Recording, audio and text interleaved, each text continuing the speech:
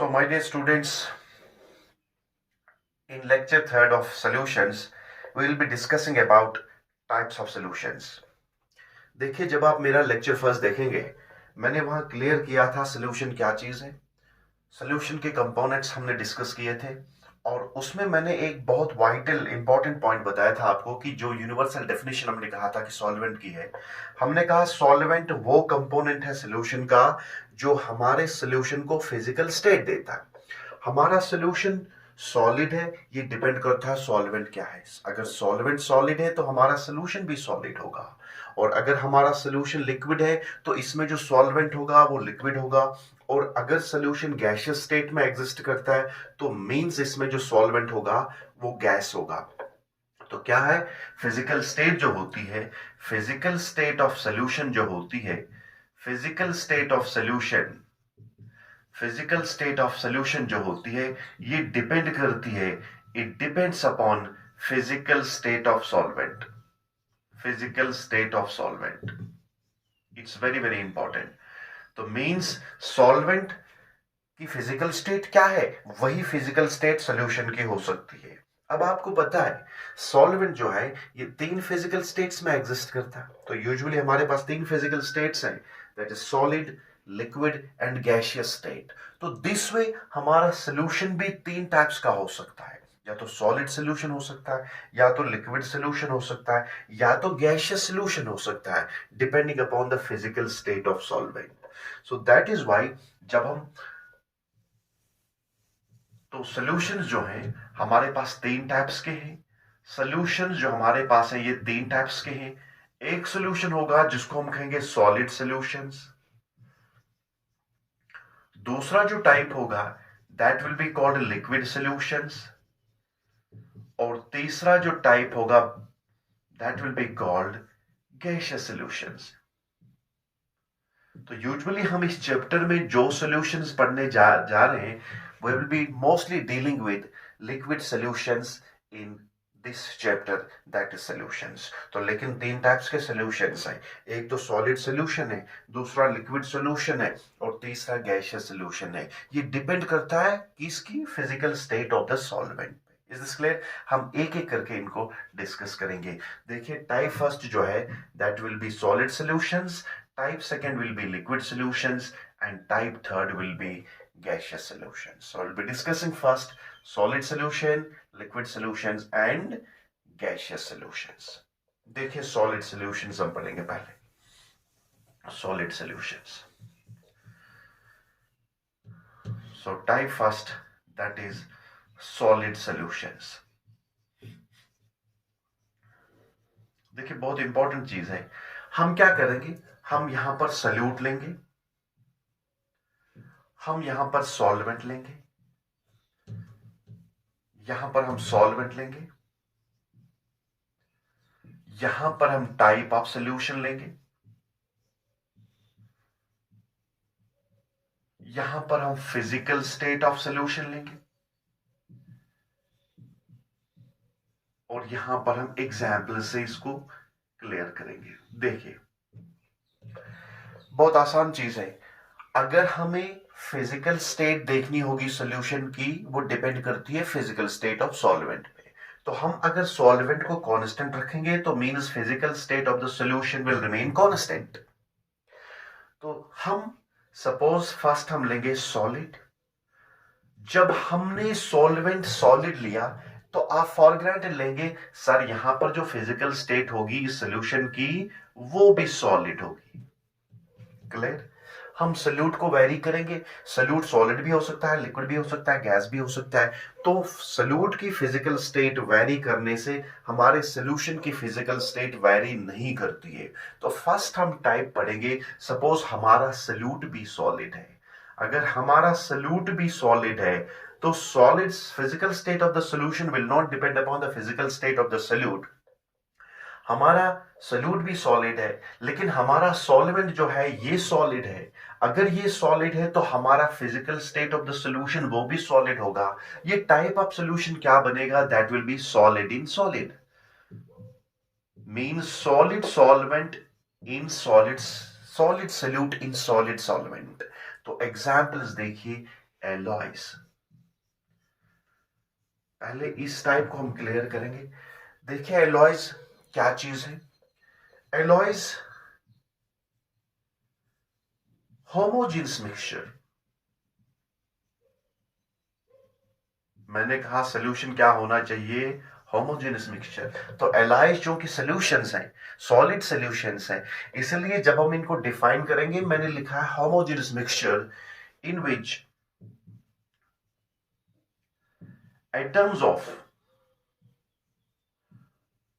One metal are uniformly distributed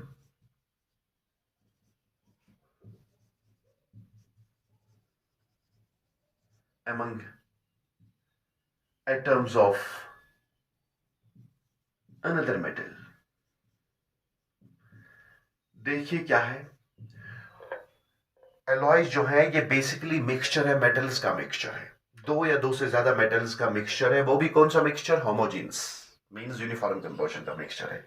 तो इसमें क्या है, एक मेटल के एटम जो है ये यूनिफॉर्मली डिस्ट्रीब्यूट होते हैं दूसरे मेटल के एटम्स के साथ। तो देखिए यहां पर क्या है कि यहां पर एक मेटल के एटम्स दूसरे एलिमेंट के एटम्स के साथ यूनिफॉर्मली डिस्ट्रीब्यूट होते हैं। तो ऐसा मिक्सचर जो बनता है इसको हम कहते हैं एलॉयज। लेकिन यहां पर जो वाइटल कंडीशन है एलॉय फॉर्मेशन के लिए, तो एलॉय फॉर्मेशन के लिए जो वाइटल कंडीशन है that is atoms should be of similar size।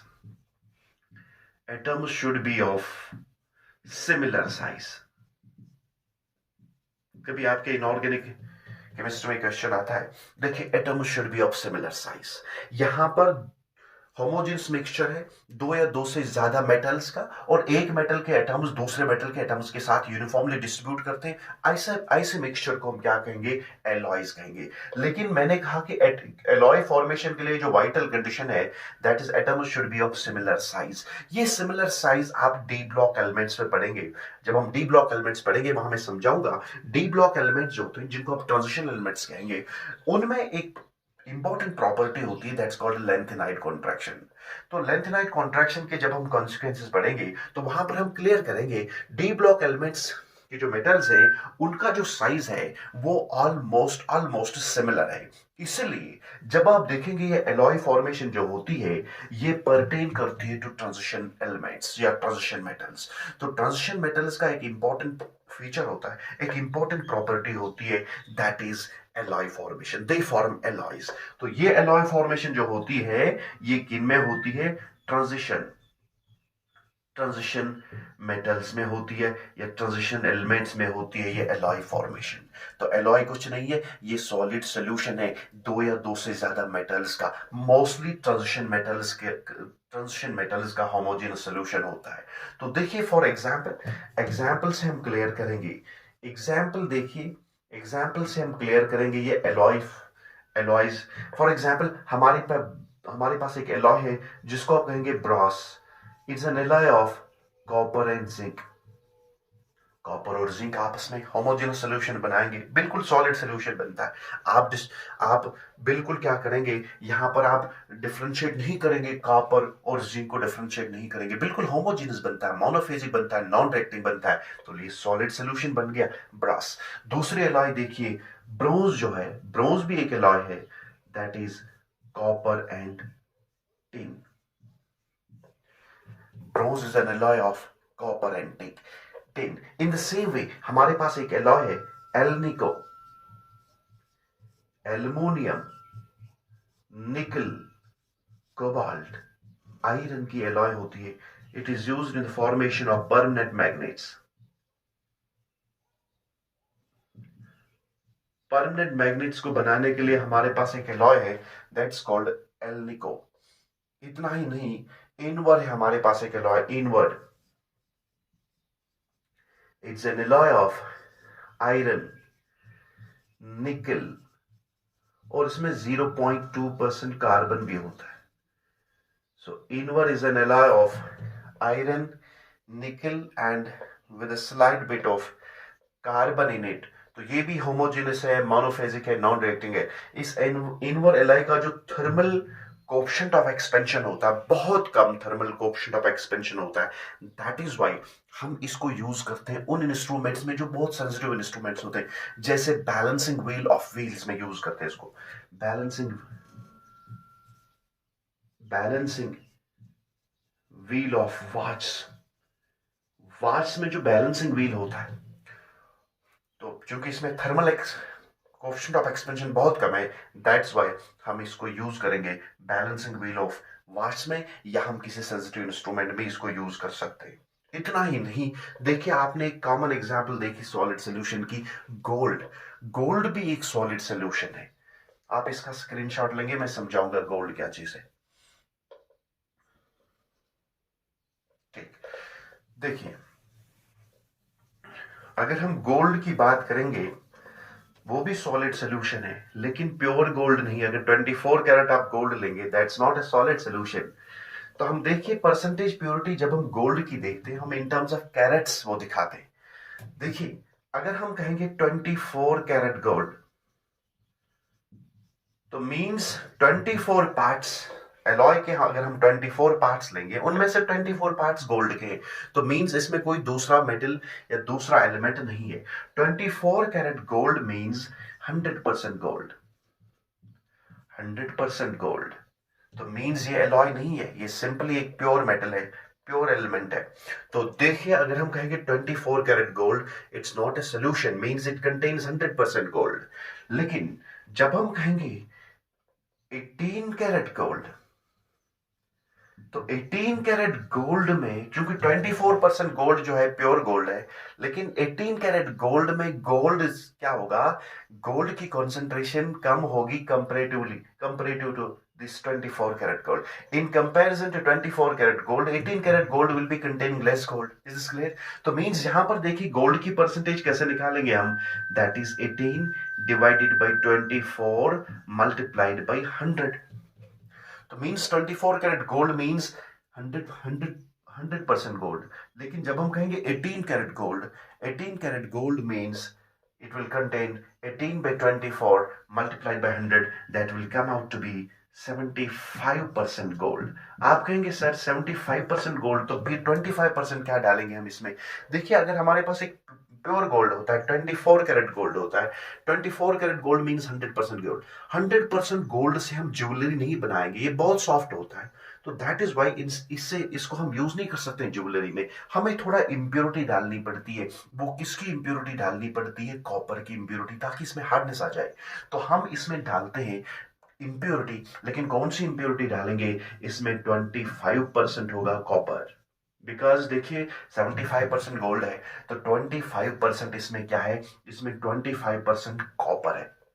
अगर 25% कॉपर है, 75% गोल्ड है। लेकिन जब आप ये ज्वेलरी यूज करते हैं, आपको सिर्फ गोल्ड ही गोल्ड दिखता है, होमोजेनस दिखता है, मोनोफेजिक दिखता है, नॉन रिएक्टिंग दिखता है। और इसमें से अगर ज्यादा कॉपर डालेंगे तब भी प्रॉब्लम है, इसलिए relative amount to some extent डालना पड़ेगा। तो हम देखें तो 75% gold, 25% copper, this will be 18 karat gold. So your 18 karat gold is a solid solution. ये solid solution है गोल्ड। जो आप ज्वेलरी पहनते हैं ये भी solution, लेकिन solid solution है। इन द सेम वे अगर आपके पास 20 कैरेट गोल्ड होगा, सो 20 कैरेट गोल्ड को हम देखिए, 20 कैरेट गोल्ड मींस सर इसमें 20 divided by 24 multiplied by 100, because 24 में 100% गोल्ड होगा, तो 1 कैरेट में 1/24 होगा, 2 कैरेट में 2/24 और 18 कैरेट में 18/24।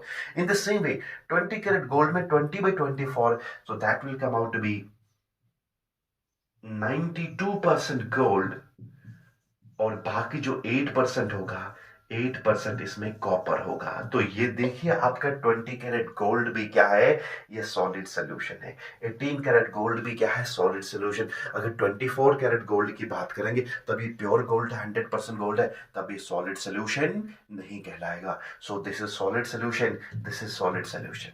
तो ये सॉलिड सॉल्यूशंस के एग्जांपल्स हैं। तो यहाँ पर क्या है? हमारा सॉल्वेंट जो है ये सॉलिड है, और हमारा सॉल्यूट भी क्या है? सॉलिड है। फर्स्ट टाइप में सॉलिड इन सॉलिड सॉल्यूशन, तो physical state will be solid. Examples हमने क्या ली हैं?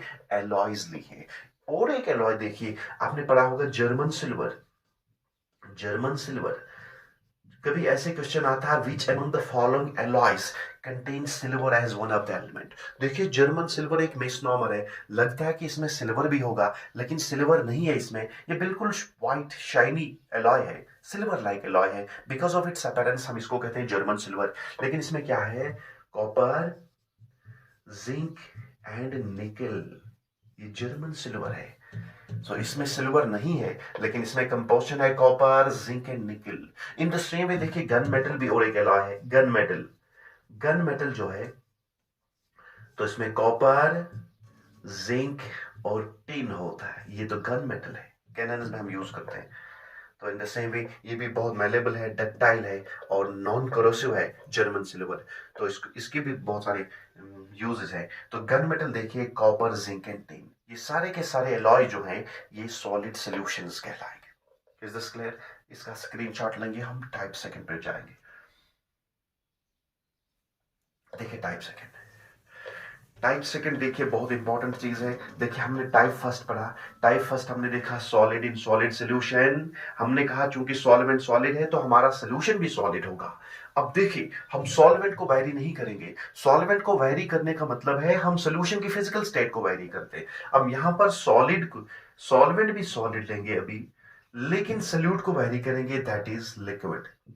मैंने कहा कि सल्यूट वैरी करने से हमारी फिजिकल स्टेट वैरी नहीं होती है, लेकिन सॉल्वेंट की फिजिकल स्टेट वैरी करने से हमारे सॉल्यूशन की फिजिकल स्टेट वैरी करती है। अगर मैं लूंगा लिक्विड, सल्यूट लिक्विड है लेकिन सॉल्वेंट सॉलिड है, तो सॉल्वेंट अगर सॉलिड है तो फिजिकल स्टेट भी सॉलिड होगा।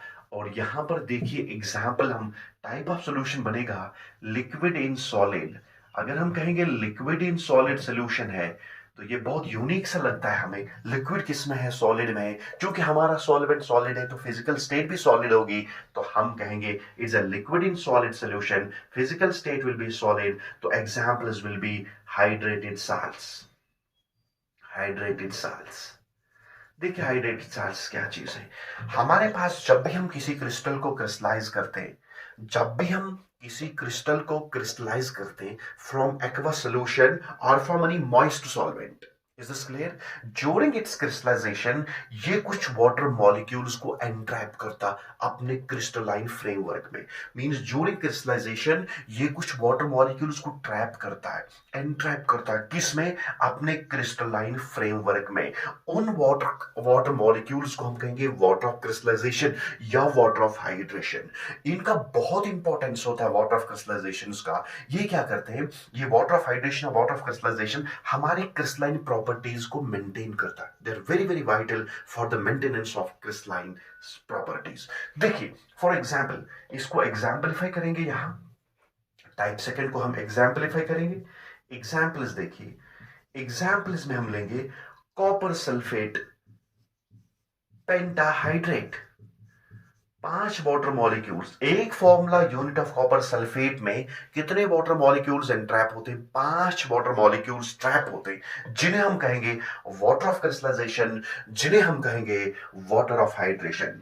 इसको कहेंगे water of crystallisation, this is called water of crystallisation, this is called water of crystallisation, और this is called water of hydration, water of hydration.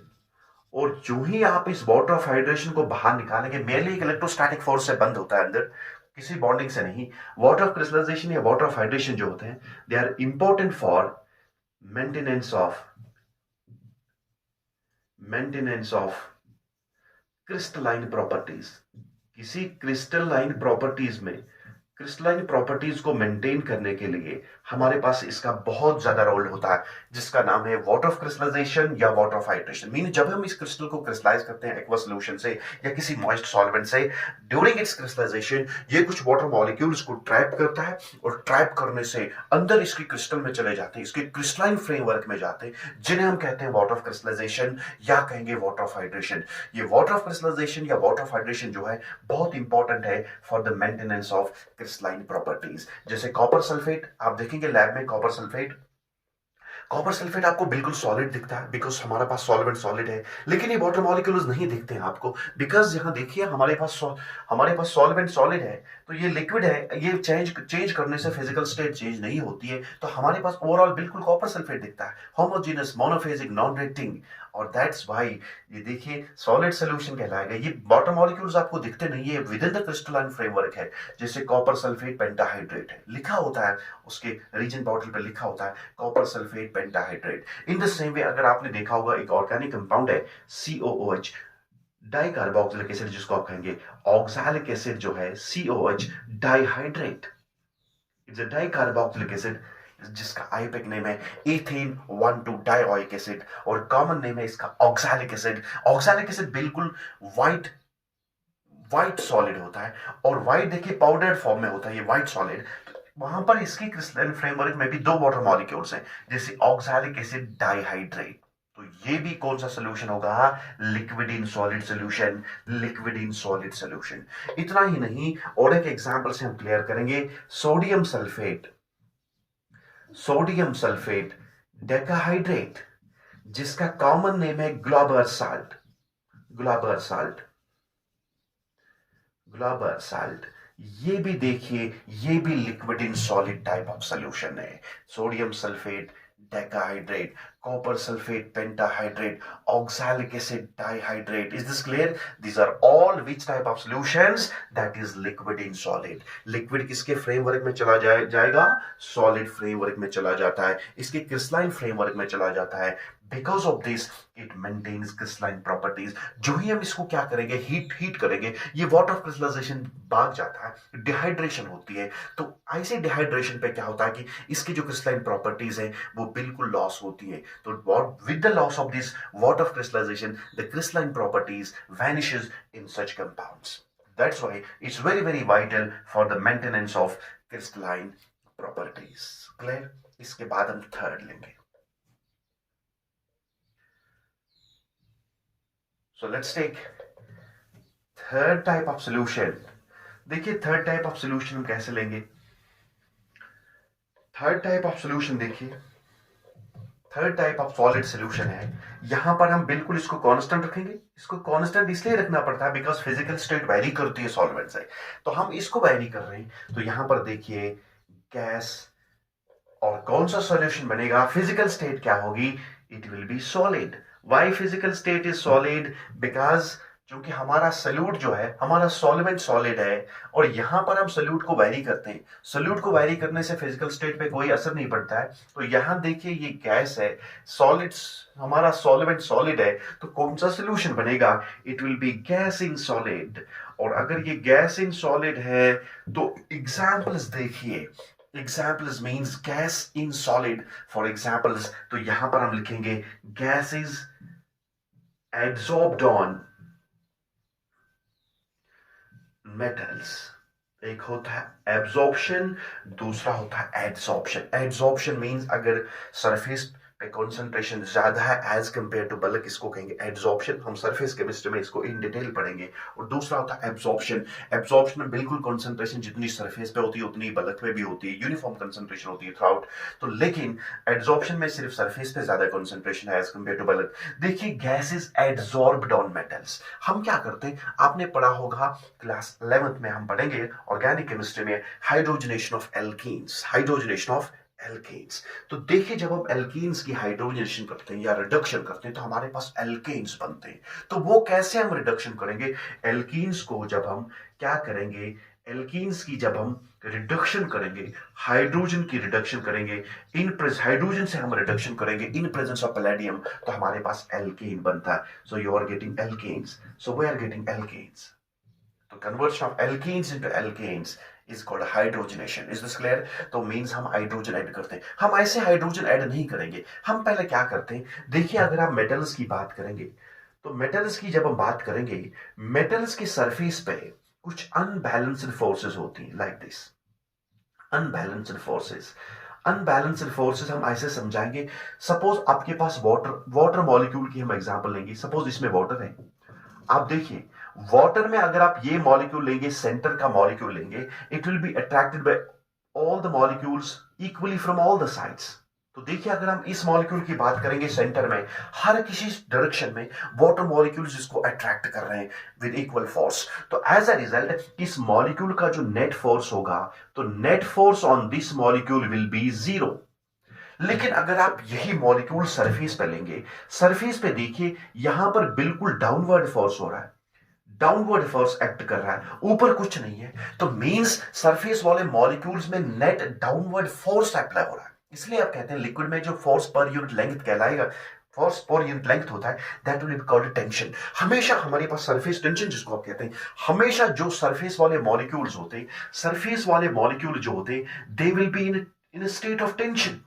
Means पर यूनिट लेंथ पे कुछ net force, downward force act हो रहा है, जिसे आप कहते हैं सरफेस टेंशन। तो इन द सेम वे, लेकिन अगर आप बल्क में जाएंगे, बल्क में जो मॉलिक्यूल होगा, it will be attracted by all the molecules from all the sides equally, तो net force on this molecule will be zero. तो कोई फोर्स नहीं, ये बिल्कुल स्टेबल मॉलिक्यूल है। लेकिन अगर आप सरफेस वाले मॉलिक्यूल्स की बात करेंगे, यहां पर नेट डाउनवर्ड फोर्स हो रहा है because of imbalance in forces. So इस net downward force per unit length को हम कहेंगे surface tension. In the same way, जब हम मेटल्स की बात करेंगे, अंदर वाले जो एटम्स है बिल्कुल स्टेबल है, लेकिन बाहर जो कि सरफेस वाले एटम्स हैं, यहां पर हमेशा कुछ नेट डाउनवर्ड फोर्स एक्ट हो रहा है। इसलिए ये हमेशा क्या करेंगे, ये हमेशा अनस्टेबल है, ये हमेशा कोशिश करते हैं कि किसी मॉलिक्यूल को ये एब्सॉर्ब करें। Is this clear? अट्रैक्ट करें। दैट इज वाई जब हम क्या करेंगे, हम यहां पर हाइड्रोजन गैस, जब हम इस मेटल को, सपोज ये पैलेडियम है, निकल है, प्लेटिनम है, जब हम इस मेटल को एक्सपोज करेंगे टुवर्ड्स हाइड्रोजन गैस या टुवर्ड्स एनी गैस, ये क्या करता है, ये इस हाइड्रोजन को क्या करता है, ये इसको एड्सॉर्ब करता है। सो ये एड्सॉर्ब करता है इस गैस को। In order to overcome this unbalanced force को ओवरकम करने के लिए ये कोशिश करता है कि इस मेटल को एड्सॉर्ब करे।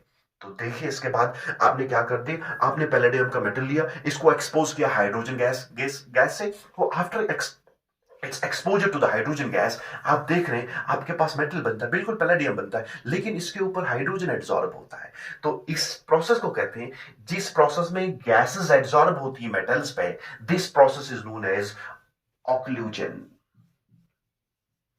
सो this process is known as occlusion. हम पढ़ेंगे सरफेस केमिस्ट्री में ऑक्लूजन क्या चीज है। Occlusion means adsorption of gases on the surface of metals is called occlusion. तो बिल्कुल आपके पास सोल्यूशन बन गया। कौन सा सोल्यूशन बन गया? Gas in solid solution. तो बिल्कुल हाइड्रोजन गैस एड्सॉर्ब होती है किसी मेटल पे, जैसे पैलेडियम पे, जैसे निकल पे, जैसे प्लैटिनम पे।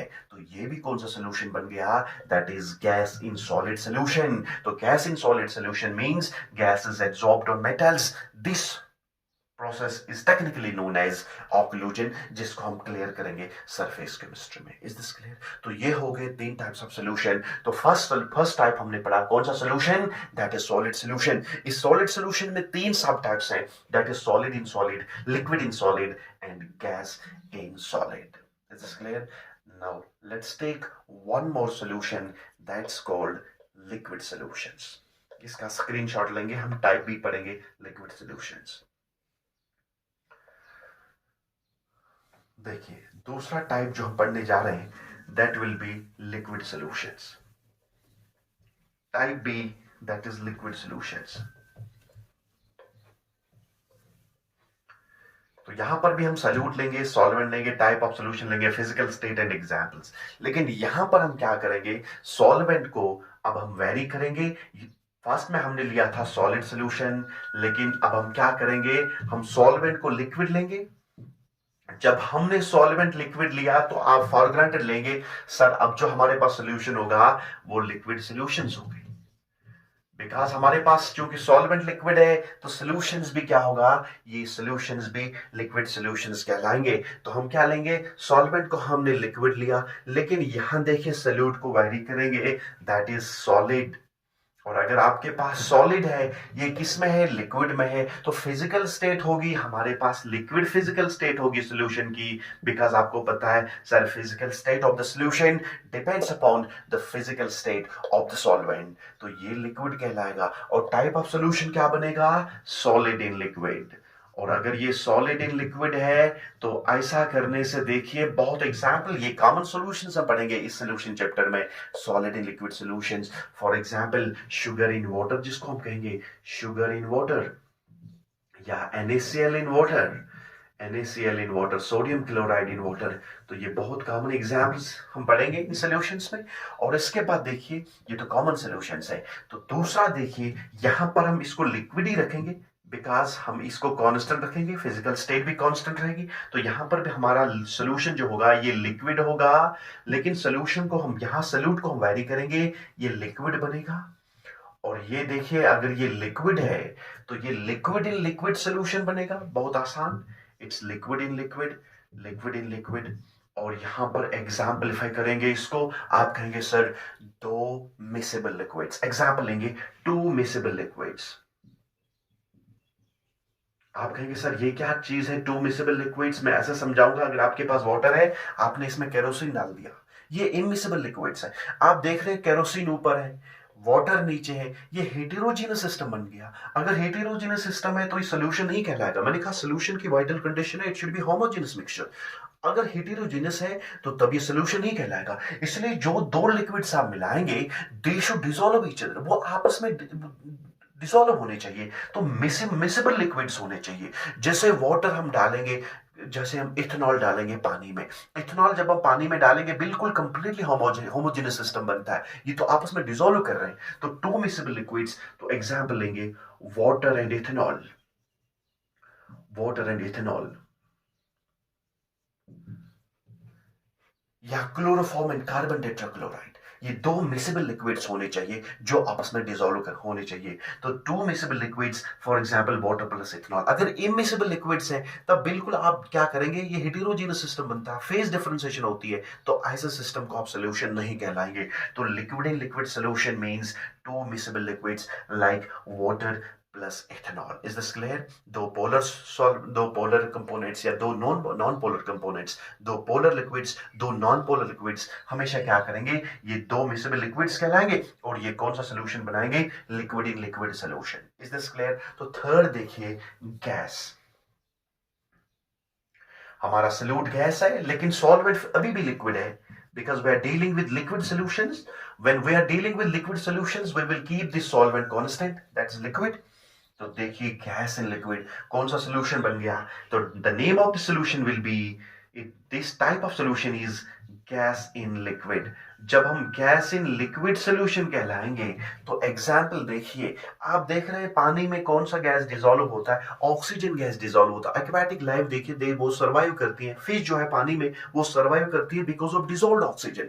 अब देखिए समर में क्या होता है, जब हम टेम्परेचर इंक्रीज करते हैं तो गैसेज जो होती है इनका जो सॉल्युबिलिटी है वो डिक्रीज होती है with temperature. As a result ये गैसेज एस्केप होते हैं from the water. So once these dissolved gases escape from the water, आप देख रहे हैं समर में यूजुअली जो एक्वाटिक लाइफ होती है, यूजुअली फिश जो होती है वो मर जाती है पानी में।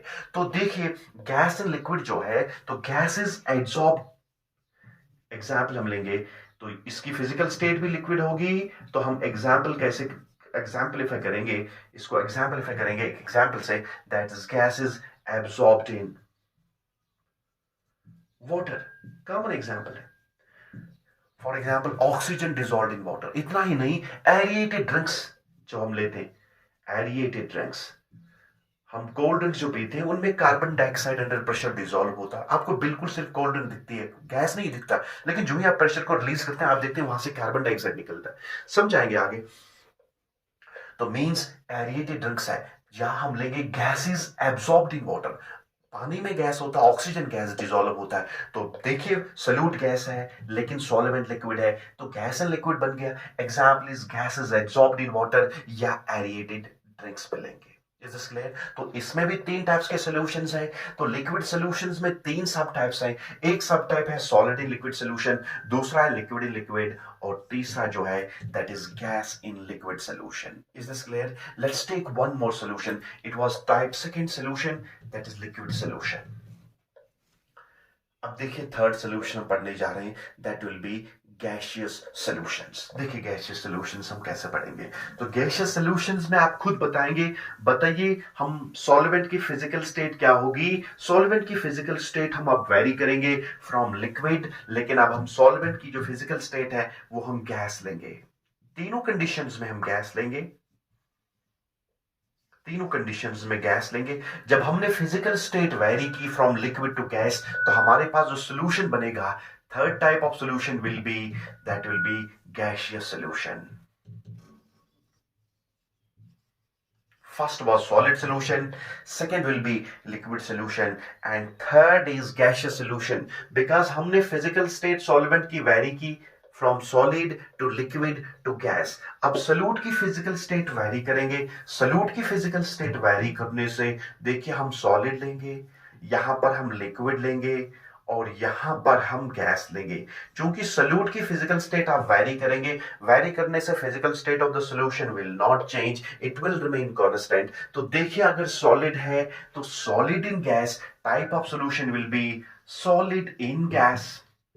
तो फिजिकल स्टेट भी गैस होगी एज एक्सपेक्टेड, बिकॉज सॉल्वेंट की फिजिकल स्टेट गैस है.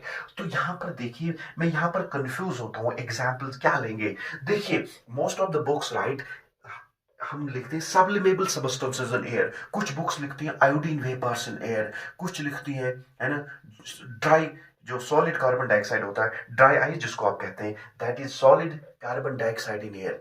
लेकिन जब आप देखेंगे solid in gas, solid in gas हमें दिखता है ये हेटेरोजेनस सिस्टम होना चाहिए. अगर ये हेटेरोजेनस सिस्टम है जहां पर आप सॉलिड को भी देखेंगे आपको सॉल्यूट दिखता है सॉलिड इन गैस, तो मींस ये बनेगा हेटेरोजेनस सिस्टम. अगर ये हेटेरोजेनस सिस्टम बनता है, मैंने कहा सॉल्यूशन हमेशा होमोजेनस होना चाहिए, लेकिन ये सॉलिड इन गैस जो सिस्टम होगा ये हेटेरोजेनस सिस्टम होगा. तो इसलिए हम कहते हैं कि such solutions do not exist, they will not exist, do not exist.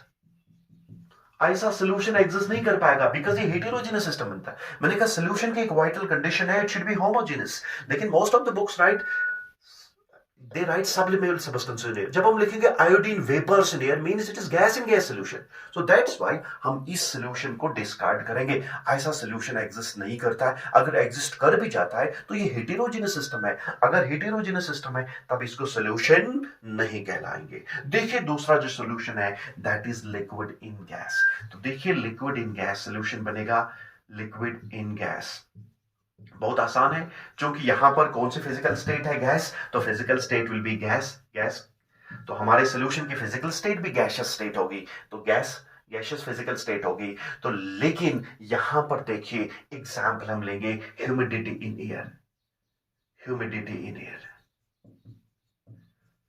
देखिए अगर हम कहेंगे ह्यूमिडिटी यहां पर 70% ह्यूमिडिटी है, 30% ह्यूमिडिटी है, 60% ह्यूमिडिटी, आपको सिर्फ एयर ही एयर दिखता है, होमोजेनस मोनोफेजिक नॉन रिएक्टिंग, और दैट इज वाई इसको भी हम सोल्यूशन कहेंगे. जैसे लिक्विड इन गैस सोल्यूशन बन गया, फिजिकल स्टेट गैस है, तो एग्जांपल हम लेंगे ह्यूमिडिटी इन एयर. अगर हम कहेंगे एयर में ह्यूमिडिटी 30% है, हमारे कपड़े गीले नहीं होते, तो यहां देखिए फिजिकल स्टेट क्या है, सोल्यूशन की फिजिकल स्टेट क्या है, गैस है, बिकॉज सॉल्वेंट हमारे पास गैस है. तो देखिए liquid in gas type of solution बन गया, तो गैस हम कहेंगे. जैसे ह्यूमिडिटी इन एयर, तो हम कहेंगे देखिए humidity in air means homogeneous monophasic non reacting, ये सारे के सारे कंडीशन फुलफिल करता है, इसलिए ये कौन सा सोल्यूशन कहलाएगा, liquid in gas solution. Physical state gas होगी जिससे ह्यूमिडिटी इन एयर. तो लास्ट जो सोल्यूशन होगा that will B gas in gas solution. Solute भी गैस है, सॉल्वेंट भी गैस है, क्योंकि सॉल्वेंट गैस है तो फिजिकल स्टेट भी क्या होगी, गैसियस स्टेट में होगा.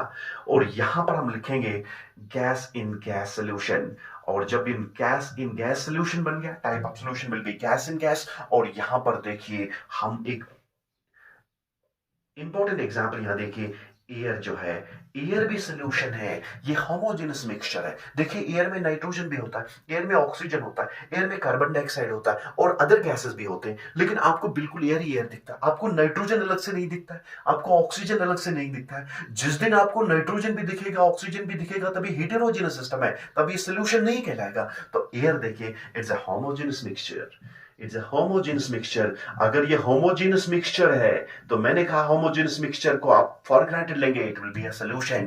किसका होमोजेनस मिक्सचर है, जैसे नाइट्रोजन है, ऑक्सीजन है, कार्बन डाइऑक्साइड है और कुछ फ्रैक्शन ऑफ अदर गैसेस भी है. Is this clear? तो मींस एयर जो है ये भी होमोजेनस मिक्सचर है, तो ये भी सॉल्यूशन है, लेकिन कौन सा सॉल्यूशन है, it will B gas in gas solution. Okay, this all in today's lecture. In lecture 4 of the series, we'll be discussing about one more classification of solutions on the basis of solubility. So, okay, let's wind it up. Thank you very much.